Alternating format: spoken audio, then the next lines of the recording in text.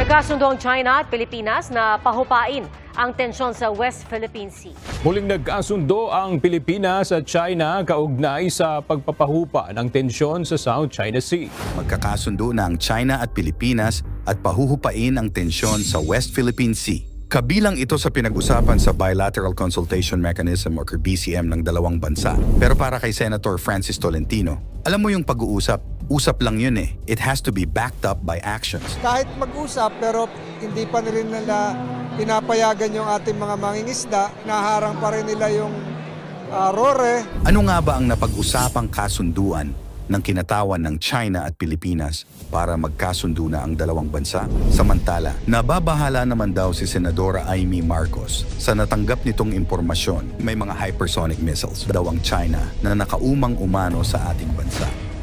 May nakita ako na plano ng China na gagamitin yung hypersonic missile. Ang plano air at ang plano yung hypersonic missile at nakatakda na yung 25 na target nila. May mga Brahmin missile na sa Batanes, pati sa Subic. So yung dalawang yun ang uunahin kasama ng Ilocos, may mga live fire na balikatan. Nakakatakot nga eh. Samahan ninyo ako sa pagtalakay ng mahalagang kabanatang ito sa kasaysayan ng ating bansa. Nagpulong ang mga kinatawan ng Pilipinas at China para pahupain ang tensyon sa West Philippine Sea. Direktang tinalakay ang mga insidente sa West Philippine Sea sa ikasyam na Bilateral Consultation Mechanism o BCM ng Pilipinas at China. Kinatawan ng Pilipinas sa pulong si Foreign Affairs Undersecretary Teresa Lazaro. Binigyang diin ng Pilipinas sa Chinese Vice Foreign Minister ng China na hindi titigil ang Pilipinas sa pagprotekta sa interest at soberanya nito sa West Philippine Sea. Kaugnay sa mga insidente sa West Philippine Sea noong nakaraang buwan, kasama rin sa pinag-usapan ng Ayungin Shoal, nangako ang dalawang bansa na pahuhupain ang tensyon at ipagpapatuloy ang pag-uusap o diplomatiko. Suportado naman ng ilang mamabatas tulad ni Senator Tolentino ang pag-uusap na ito ng China at Pilipinas. Pero ayon sa senador, alam mo yung pag-uusap, usap lang yun eh. It has to be backed up by actions. Ipakita nila yung sincerity.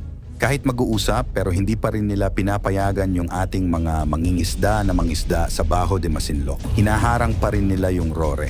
Si US Ambassador to the Philippines Mary Kay Carlson muling iginit ang commitment nito na hindi lang daw ang Amerika ang backup ng Pilipinas, kundi pati ng iba pang bansang sumusuporta sa Pilipinas pagdating sa freedom of navigation at pagsunod sa international law. Bukod sa Amerika, gumugulong na rin ang mas pinatibay na alyansa ng Pilipinas at Japan.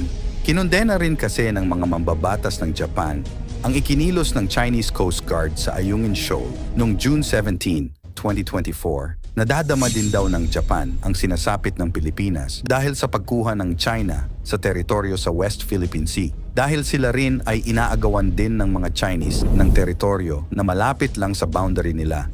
Ito ang Senkaku Island. Kaya isinusulong din nila ang bersyon nila na Reciprocal Access Agreement o RAA sa pagitan ng Pilipinas at Japan. Mag-uusap ang Defense at Foreign Secretary ng Pilipinas at Defense at Foreign Ministers naman ng Japan sa July 7, 2024 at tatalakayin pa ang defense at security issues. Samantala, nababahala naman daw si Senadora Amy Marcos sa natanggap nitong impormasyon. May mga hypersonic missiles daw ang China na nakaumang umano sa ating bansa. Makikita ito sa social media post ni Senador Amy Marcos. Sinabi niyang meron daw siya ikinatatakot sa China para sa ating bansa. May nakita ako na plano ng China na gagamitin yung hypersonic missile. Hindi naman nila iniisip na lulusob dito sa Pilipinas yung katakot-takot na army nila, mga navy nila. Hindi ganoon. Ang plano air. At ang plano yung hypersonic missile at nakatakda na yung 25 na target nila. Kapag hypersonic daw, kayang-kaya pumasok. Ganyan lang kadali, durog daw. Ang hypersonic missile ay mga missile na kayang lumipad na 5 beses na mas mabilis sa speed of sound. Kaya sinasabing mahirap or imposible na maharang ng ibang air defense systems. Hindi sinabi ni Senadora Amy Marcos kung saan niya nakita ang plano pero kinabahan daw siya, lalo na nang malaman daw niyang hindi kayang pigilan ng Amerika ang hypersonic missile ng China. Sa pagbabasa natin, may mga Brahmin missile na sa Batanes, pati sa Subic. So yung dalawang yun ang uunahin kasama ng Ilocos kasi may mga live fire na balikatan. Katakot nga eh. Ano ba yan? 25 hindi biro-biro yun. Wala pang komento sa ngayon ang Department of Foreign Affairs at Department of National Defense. Samantala, ang Chinese Embassy naman sa Pilipinas, sinabing titingnan daw muna ang post ng senadora. Matatandaan din kasi, una nang nagpahayag ng pagkabahala ang China maging ang Russia sa pagpasok sa ating bansa ng Typhoon Weapon System, Mid-Range Capability Launcher mula sa United States Army noong balikatan. Ayon kay Russian President Vladimir Putin, kailangan nilang gumawa ulit ng matitinding armas dahil hindi naman daw tumupad sa kasunduan nila ang Amerika na nagsimula na ring mag-deploy ng naturang missile sa Denmark at dito sa Pilipinas. Ang tinutukoy na missile ni Putin ay ang Typhoon Mid-Range Capability Missile System na pinadala ng US Army sa Luzon noong Abril para sa salaknib exercise ng Philippine and US Army. Ayon kay Putin, hindi siya sigurado kung nasa Pilipinas pa o inalis na ang missile na ito. Pero sa ilalim ng 1987 Intermediate Range Nuclear Forces o INF Treaty, nagkasundo kasi noon ang Amerika at ang dating Soviet Union na ngayon ay Russia na sirain at huwag nang gumawa ng mga missile na may range ng 500 hanggang 5,500 kilometers. Ginawa ito noon para maiwasan ang banta ng nuclear war, kaya ganoon na lang ang paninita at himutok ng leader ng Russia. Dahil may range na mahigit 1,000 kilometer ang Typhoon missile na nasa Pilipinas na violation dapat sa INF Treaty. Yun nga lang para sa Amerika, 2018 pa daw sila nag-withdraw sa kasunduan dahil sa aligasyon din nila na Russia daw ang unang nag-develop ng mga ban na missiles. Bagay na ilang beses na ring pinabulaan ng Moscow, Russia.